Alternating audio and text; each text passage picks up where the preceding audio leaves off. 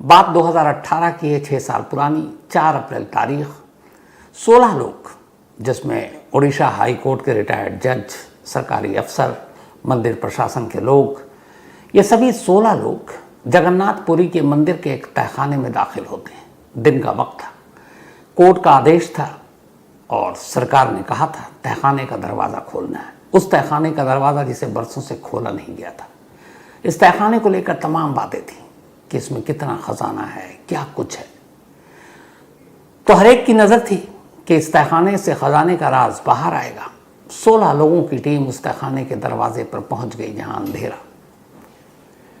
पहुंचने के बाद अब कहा गया चाबी दीजिए ताकि तहखाने के दरवाजे पे लगा ताला खोला जा सके। अब सभी एक दूसरे का मुंह देख रहे हैं, मंदिर प्रशासन से लेकर जो डीएम वहाँ के वो और बाकी तमाम लोग। अब वो अचानक सारे हैरान कि भैया तहखाने के दरवाजे पर खड़े हैं, चाबी है ही। एक दूसरे से पूछा गया, थोड़ी देर परेशान हुए और फिर पूरी टीम बैरंग वापस लौट आई। अब ये बड़ी अजीब फजीहत वाली बात थी कि कोर्ट का आदेश था, जाकर खजाने की गिनती करनी थी, खजाना देखना था और चाबी नहीं उस तहखाने की। लौट कर आए, मामला गंभीर। पता किया गया भाई चाबी का रखवाला कौन है। तो पता चला कि ये जो जगन्नाथपुरी मंदिर के तहखाने में रखे खजाने, जो अंदरूनी तहखाना है, उसकी चाबी की जिम्मेदारी सरकार की होती है, उड़ीसा सरकार की। और सरकार का नुमाइंदा होता है कलेक्टर।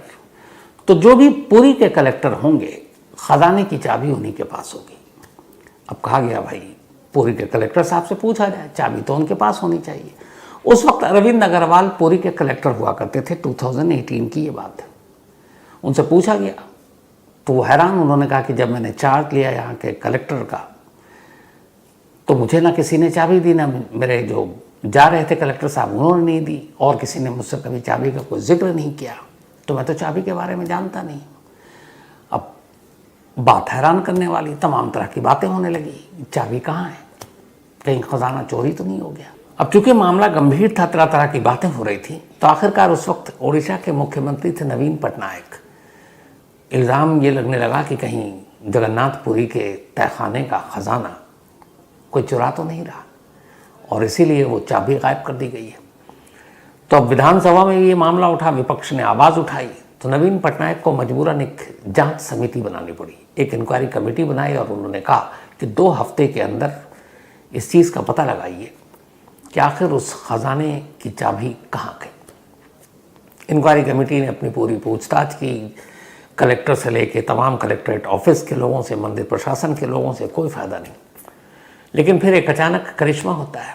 2 हफ्ते के बाद इंक्वायरी कमेटी राज्य सरकार को एक रिपोर्ट देती है और इस रिपोर्ट के साथ एक लिफाफा देती है। और रिपोर्ट में ये लिखा था कि हमें चाबी तो नहीं मिली, लेकिन पता नहीं कहाँ से हमें एक जगह से एक लिफाफा मिला गुमनाम, और उसमें एक चाबी है, और उसमें ये लिखा हुआ है कि ये उसी खजाने और उसी तहखाने के दरवाजे की डुप्लीकेट चाबी है। अब ये बात बड़ी हैरान करने वाली थी। असली चाबी नहीं थी, लेकिन डुप्लीकेट चाबी किसी ने लिफाफे में रख के दे दिया और वो सरकार तक पहुंच गई। अब ये बात हुई कि भाई ऐसा कौन है, किसने किया। लेकिन खैर धीरे धीरे ये बात लोग भूल गए। लेकिन उस तहखाने को खोलने की आवाज़ उठती रही। धीरे धीरे वक्त बीता। 2018 से अब हम 2024 में आ गए। 6 साल पूरे हो गए। 6 साल बाद आखिरकार 18 जुलाई संडे के दिन, लगभग 46 साल बाद, जगन्नाथपुरी के उसी तहखाने के अंदर 11 लोगों की एक टीम दाखिल हुई, जिसमें उड़ीसा हाई कोर्ट के एक रिटायर्ड जज, जिनकी अगुवाई में गए जस्टिस विश्वनाथ, मंदिर प्रशासन कमेटी के लोग, सरकारी अफसरान। तो ये तमाम लोग 18 जुलाई को इस तहखाने के अंदर दाखिल होते हैं। इनका काम है उस तहखाने के अंदर जाकर उस खजाने को देखना, उसे गिनना और ये पता करना कि क्या खजाना अपनी जगह सही से है, क्या खजाना पूरा है, इससे पहले जो कुछ गिनती हुई क्या उसके बराबर है, जिस तहखाने के अंदर ये खजाना है उसकी हालत ठीक है। इसलिए ASI यानी आर्कियोलॉजिकल सर्वे ऑफ इंडिया की भी टीम गई। इस तहखाने में जाने के लिए एक मुहूर्त निकाला गया। दोपहर के 2:15 का यह मुहूर्त था और ठीक 2:15 पर यह 11 सदस्यीय टीम उस तहखाने में पहुंचती है। इससे पहले 4 अप्रैल 2018 को गई थी, चाबी नहीं थी, बैरंग लौट आए। अब 6 साल बाद यह टीम पहुंचती है, दरवाजे पर खड़ी होती है और वही चाबी जो 6 साल पहले लिफाफे में मिला था इंक्वायरी कमेटी को, और जिसमें यह था कि इस तहखाने की डुप्लीकेट चाबी है, उसी चाबी के साथ ये 11 सदस्यीय टीम पहुंची। ताला खोलने का जो मुहूर्त था, ठीक उसी मुहूर्त के वक्त ताला खोला गया। अफसोस, पूरी कोशिश कर ली लेकिन उस डुप्लीकेट चाबी से उस तहखाने के दरवाजे का ताला नहीं खुला। 6 साल पहले बैरंग लौट चुकी थी टीम, दोबारा लगा कि फिर गड़बड़ ना हो, तो आखिरकार रिटायर्ड जस्टिस ने हुक्म दिया कि इस डुप्लीकेट चाबी के भरोसे न बैठो, कटर से ताले को काट डालो, और आखिरकार उस ताले को काट दिया गया। साथ में इस टीम के अलावा सपेरे भी थे, क्योंकि इस तहखाने के बारे में तमाम तरह की कहानियां हैं। अब इस टीम ने ताला काट दिया, अंदर दाखिल। अब बाकायदा उस तमाम अंदर में जो खजाने हैं उसकी गिनती होगी और देखा जाएगा कि इसमें क्या कुछ है। तो इसकी शुरुआत 18 जुलाई संडे को हो गई। लेकिन यह खजाना है क्या? आखिर इतने वक्त के बाद क्यों खुला? और पिछले 46 साल के बाद ये अंदरूनी खजाने तक लोग क्यों पहुंचे? तो अब पेश है इस जगन्नाथपुरी के रहस्यमय खजाने की पूरी कहानी। जगन्नाथपुरी मंदिर 12वीं सदी में बना था। तब ये गंग राजवंश का दौर था और उन्हीं राजवंश के दौर ने 12वीं सदी में इस जगन्नाथपुरी मंदिर का निर्माण कराया था। उस वक्त इस मंदिर को सोने, चांदी, हीरे, जवाहरात के आभूषण से मतलब पूरी तरह से पाट दिया गया था। देश के अमीर मंदिरों में से एक मंदिर जगन्नाथपुरी। फिर आगे चलकर धीरे धीरे ये मंदिर, इसका नाम जो अपने देश में 4 धाम के लिए मशहूर है, चाहे वो फिर बद्रीनाथ, द्वारिका और रामेश्वरम, उसके साथ एक पुरी, यही जगन्नाथपुरी मंदिर है। तो 4 धाम में एक। तो इस मंदिर का महत्व आप समझ सकते हैं। अब इस मंदिर के अंदर तहखाना है, एक बाहरी और एक अंदरूनी। बाहरी तहखाना तो अक्सर खुलता रहता है, लेकिन अंदरूनी तहखाना 46 साल बाद 18 जुलाई को खुला। इससे पहले 1905 में एक बार खुला था, 1926 में तहखाना खुला था, फिर 1978 में आखिरी बार खुला था। हालांकि 84 में भी इसको खोला गया था, लेकिन पूरी तरह से लोग अंदर नहीं जा पाए और उसकी रिपोर्ट पता ही नहीं है। तो आखिर में माना जाता है कि 1978 में इस तहखाने को खोला गया था और उस वक्त उस आभूषण की गिनती हुई थी। और कमाल की बात यह है कि जब ये खुला और उस वक्त जो इसकी गिनती हुई वो करीब 3 महीने तक गिनती चली थी। 1978 में आखिरी बार जब इस तहखाने को खोला गया, जिसके अंदर तमाम खजाना रखा हुआ था, तब 70 दिन लगे थे उस तहखाने में रखे उस खजाने की गिनती करने के लिए, 70 डेज। और तब भी कहते हैं कि गिनती पूरी नहीं हुई थी। इससे आप अंदाज़ा लगाइए कि अंदर कितना खजाना होगा, बहुमूल्य, पता नहीं अरबों खरबों, गिनती नहीं की गई है और न कभी उसका सही मूल्यांकन हुआ है। तो करीब जब 1978 में इसकी गिनती हुई, जो 70 दिन तक चली थी, और ये शुरू हुई थी गिनती 13 मई 1978 को और ख़त्म हुई थी 23 जुलाई 1978 को, इस तहखाने के ख़जाने की गिनती। और उस वक्त इस खजाने की गिनती के लिए अलग अलग विशेषज्ञों को बुलाया गया था, जिसमें तिरुपति मंदिर समेत और भी कई मंदिरों को एक्सपर्ट्स को बुलाया गया था। और उस वक्त जो आखिरी अभी तक बताया गया कि इस खजाने में क्या क्या है, उसके हिसाब से, और इसका विधानसभा में एक सवाल का जवाब भी कुछ वक्त पहले एक मंत्री ने दिया था, तो उनके हिसाब से 1978 में उस अधूरी गिनती के बाद जो खजाने की लिस्ट बनी थी उसमें ये था कि इसके अंदर कुल 747 तरह के अलग अलग जेवरात आभूषण हैं, 747 टाइप के अलग अलग, जिसमें से 12,883 तोला सोने के जेवर हैं, 22,153 तोला चांदी के गहने हैं, इसके अलावा हीरे जवाहरात के तमाम बेशकीमती गहने हैं, और बाकी गहनों की तो गिनती ही नहीं हुई थी। 1978 की बात है। अब सवाल ये है कि 1978 46 साल पहले ही इसकी गिनती हुई और इस जगह पर ऐसे कौन कौन से खजाने और क्यों कहाँ से आए। तो कहते हैं कि जो एक रत्न भंडार है इसका नाम, जो अंदर तहखाना है, भगवान जगन्नाथ, उनकी बहन सुभद्रा और भाई बालभद्र के बेशकीमती बहुमूल्य कपड़े, उनके आभूषण और तमाम हीरे जवाहरात इस रत्न भंडार में रखे हुए हैं। इसके अलावा बहुत सारे ऐसे खजाने हैं जो बाहरी जो तहखाना है, दो हैं, एक रत्न भंडार है जो बिल्कुल अंदर है, जो आज 46 साल बाद 18 जुलाई को खुला, एक और है बाहर, लेकिन वहाँ पे अक्सर वो खोला जाता रहा इसलिए कि जब भी भगवान जगन्नाथ या सुभद्रा या बालभद्र इन सब को इस तरह के उनके वस्त्र या फिर आभूषण उनको पहनाए जाते हैं, तो इसीलिए उन दरवाज़ों से आसानी से उसको निकाला जा सकता है। लेकिन जो अंदर का तहखाना है वो आप वैसे नहीं खोल सकते। तो दो तहखाने हैं, एक जो बाहरी तहखाना है जिसकी ज़रूरत हमेशा पड़ती रहती है साज सज्जा के लिए, वो मंदिर प्रशासन के पास है, जगन्नाथपुरी। लेकिन जो दूसरा अंदर का तहखाना है उसकी चाबी हमेशा राज्य सरकार, उड़ीसा सरकार के पास होती है और वो तहखाना आप कोई अपनी मर्जी से नहीं खोल सकता। उसके लिए सबसे पहले आपको उड़ीसा हाई कोर्ट की रजामंदी की ज़रूरत है, वहाँ से परमिशन लेंगे, फिर राज्य सरकार इजाज़त देगी और साथ में ASI, archaeological survey of India, भारतीय पुरातत्व संस्थान, तो तब जाकर ये चाबी निकाली जाती है और ये चाबी पुरी का जो भी कलेक्टर होगा पुरी का, उसकी निगरानी में रखी जाती है। तो 1978 में आखिरी बार खुला। अब उसके बाद 2024 में क्यों? तो इसकी वजह ये हुई कि 1978 में जब खुला था, मतलब चाबी गायब हो गई तो खुला ही नहीं। तब से ये इल्ज़ाम लग रहा है कि शायद इस खजाने के साथ कुछ हेर फेर किया जा रहा है, क्योंकि चाबी गायब है। फिर इंक्वायरी कमेटी के पास एक रहस्यमय लिफाफे में डुप्लीकेट चाबी को रख देता है, तो सरकार पर भी उंगली उठी थी। बाद में नवीन पटनायक सरकार, उन पर भी उठी। यहाँ तक कि अभी जो लास्ट मई जून में उड़ीसा का विधानसभा चुनाव हुआ और लोकसभा चुनाव हुआ, उसमें जगन्नाथपुरी के इस तहखाने की उस गुमशुदा चाबी का मुद्दा गरमाया हुआ था।